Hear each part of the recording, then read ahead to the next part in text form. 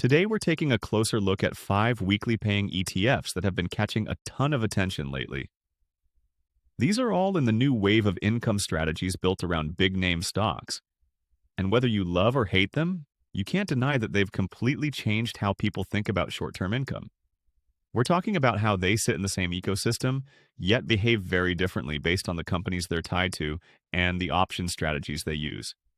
So, let's break each of them down in the simplest possible way. Let's start with HOOW ETF. This one is tied to Robinhood, and if you've been following the market recently, you already know Robinhood has been on a strong upward trend.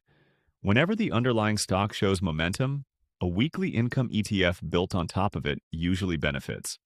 HOOW has been getting a lot of eyeballs because it balances two things investors love: high volatility from the underlying stock and consistent weekly payouts from the option strategy.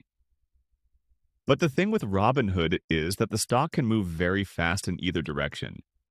That means HOOW can sometimes outperform the stock itself during strong weeks, but it can also lag behind during choppy periods. And because it's designed for weekly income, it's not something you buy expecting long-term compounded growth. It's more like a tactical tool, great for certain market conditions, not ideal for all environments. Next up is PLTW, the Palantir Weekly Income ETF.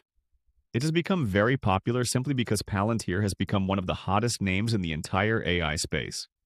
When a stock has strong sentiment behind it, rising investor confidence and high demand in options markets, the income ETF version almost always benefits.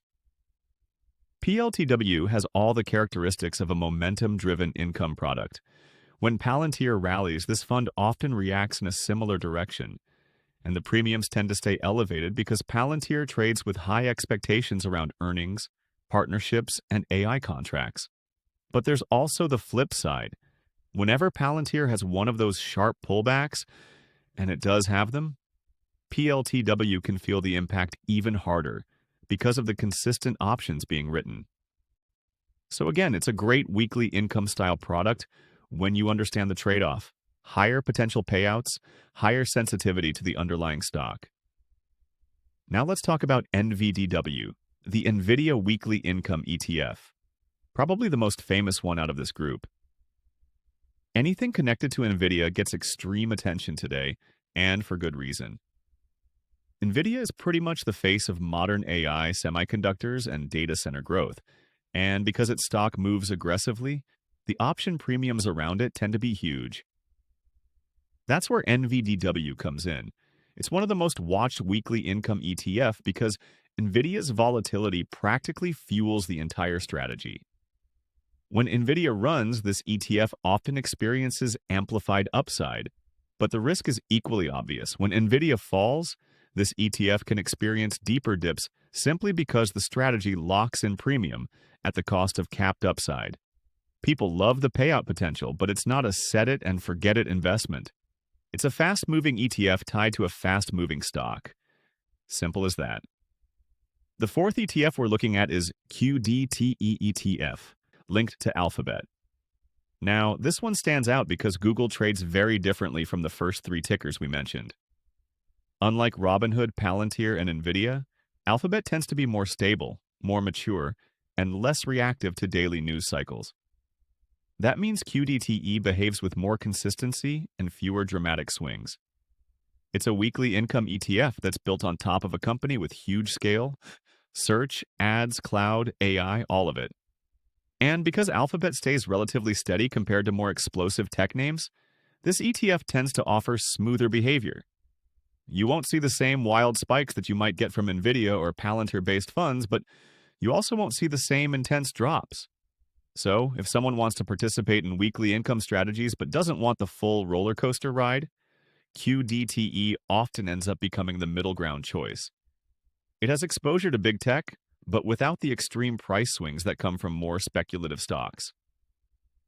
And now we come to the last ETF on today's list, MAGY ETF, one of the more unique ones because it combines a basket of companies instead of focusing on just one.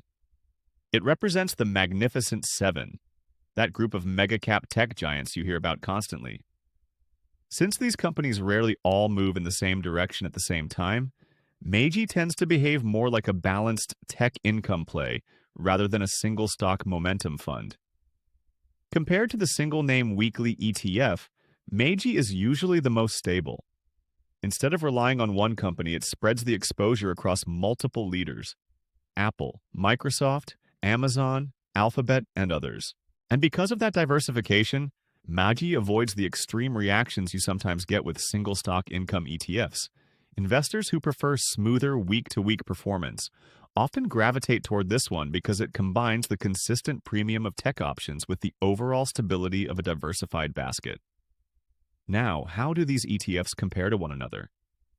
HOOW and PLTW often move with more personality. They follow the hyped-up stocks. When those companies pump, the ETFs shine. When those companies stumble, the ETFs take a hit. These are higher risk, higher output types of products. NVDW sits in a league of its own because Nvidia is such a dominant force right now. It's the most aggressive of the group. Big potential, big movement, big reactions. QDTE is the calmer, steadier choice. Alphabet doesn't move like Nvidia or Palantir, so QDTE behaves more gently. MAGY is the most balanced option here. Instead of being tied to a single company, it spreads the movement across multiple giants, which smooths out the volatility. What's interesting is that even though all 5 of these ETFs have the same weekly income theme, they each represent a completely different investing personality, from aggressive to momentum-driven to balanced and steady. So, at the end of the day, choosing between them comes down to what type of ride you want. If you want excitement, HOOW, PLTW, and NVDW lead that pack. If you want something steady, QDTE feels more grounded. If you want the best mix of both worlds, MAGY is the middle lane. And that's what makes this new generation of weekly income ETFs so interesting. They're all doing the same type of strategy, but the experience of holding each one is totally different. And before we wrap up, there's one more angle people often overlook: how these ETFs change the experience of income investing. Instead of waiting month to month or quarter to quarter, investors now get to see returns flowing in every single week. That changes the psychology of investing. It keeps people more engaged, it makes the market feel more active, and honestly, it just feels rewarding. If you found this breakdown helpful, make sure to hit that like button and subscribe to MoneyStick Unfiltered. I'll be covering more of these ETFs as they evolve, especially as weekly pairs continue to explode in popularity. And let me know in the comments which weekly dividend ETF fits your personality the most. See you in the next video.